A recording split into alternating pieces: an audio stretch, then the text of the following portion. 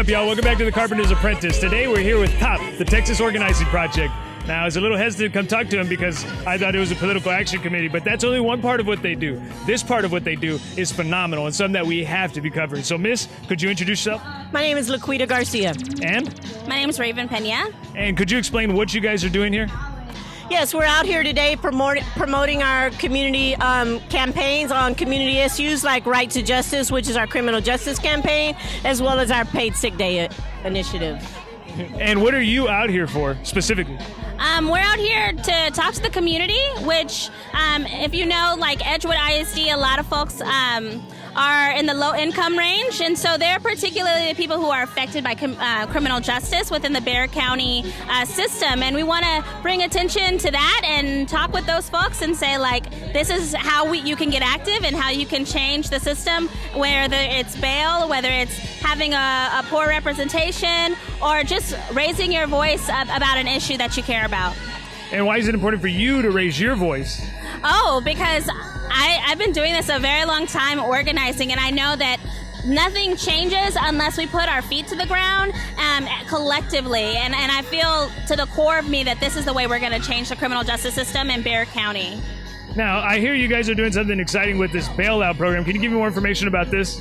Yes, so back in March, TOP was able to bail out 8 men who were languishing in jail on low-level offenses, on bails that they couldn't afford, before being convicted of anything. We repeated that method again on Mother's Day, which also was the same instance. Mothers were languishing in jail without being convicted of a crime on bonds that they couldn't afford to pay. And so it's targeted to low-income people of color who just are sitting in jail and can't afford to pay their bills. You know, and I'm so glad you guys are taking some steps on this front, because it is a goddamn shame that our brothers and sisters are behind cages for these crazy things. Because you can't have money, you can't get out of the cage. That doesn't make any damn sense. Miss, why are you out here as an organizer? I'm out here as an organizer because time and time again, I've seen it with my own eyes. I've been affected with it by my family. People are being put in jail. They're having to stay in jail because they can't afford their bails. But not only that, they're being forced to plead guilty for crimes they may have otherwise been able to fight had they been free. Then they're released from jail back into society with no resources, no way for employment and other resources that are necessary to survive in our communities. And that also is a damn shame that people who are supposed to be rehabilitated are back into society and still have a stigma that you've committed a crime, so you're unworthy of rehabilitation. You know what, and just to highlight another aspect of this, these guys are out here promoting and taking away the stigma of these kinds of things, which I think is tremendous, because, you know, our brothers and sisters, not a lot of people help them out because there's a stigma like, you did bad, you should be ashamed, you know.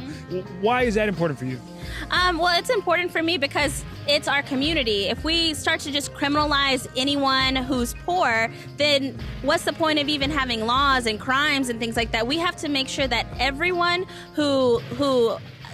everyone has an equal and fair shot at it. And I know in my family too, we have folks who are on death row or who had drug addictions, and it's unfair to see them constantly being locked up and being fearful of the 3 strikes rule because they were caught, you know, doing drugs. I really believe that we should rehabilitate folks, and we should pay attention to the why, not just the what, right? And dive deeper and make sure we are accountable to our communities and not just criminalizing people for anything that is, in my opinion, petty or a low offense. Is it exciting to you to be changing the world in your own way with this issue?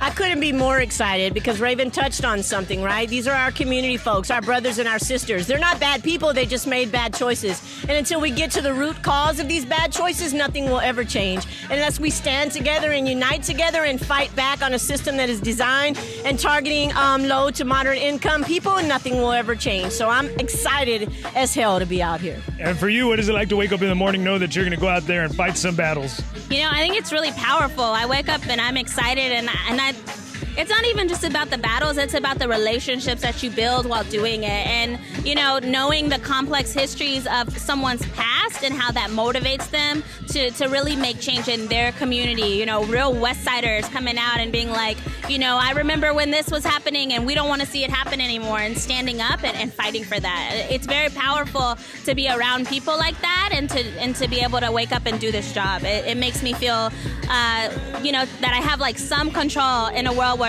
oftentimes you don't have any, right? So I feel very powerful about it. And how can people get a hold of you on social media?